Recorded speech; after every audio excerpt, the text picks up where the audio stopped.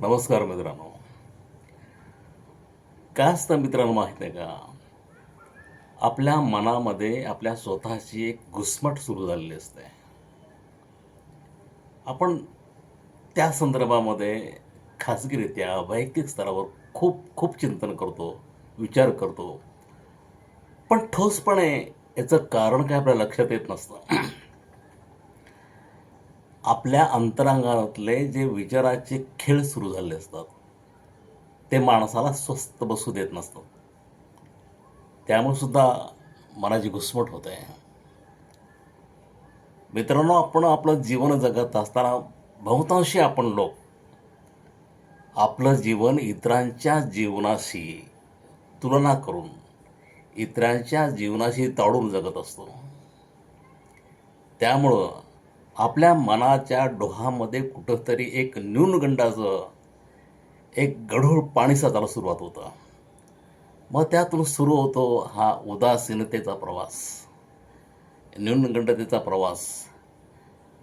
आणि त्याचं विकृत असं स्वरूप म्हणजे घुसमट, मनाची घुसमट. ही घुसमट कधी अपयशाच्या अनुषंगाने येणारी असते. ही घुसमट कधी पराभवाच्या अनुषंगाने आलेली असते.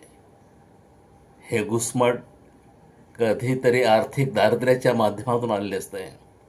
हे घुसमट अति लोभापोटी निर्माण झालेली असते. त्याची अनेक रूपं असतात.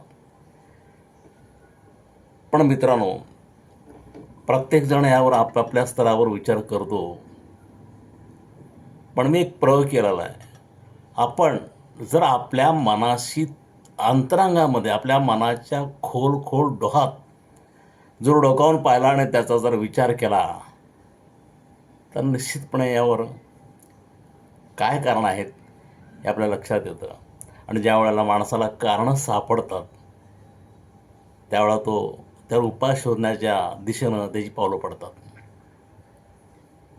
पण मित्रांनो, उपाय सापडतो पण केव्हा?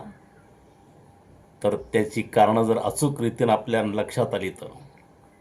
आपण निमित्त जर शोधलो तर तिथून पळवाट सुरू होते. कारणं जर शोधून काढली तर उपाय सापडतो. म्हणून आपल्या घुसमट असलेल्या मनातील कचरा निचरा करण्यासाठी एकमेव उपाय म्हणजे आपल्या मनातील अंतरंगामध्ये डोकावून पाहणं. धन्यवाद.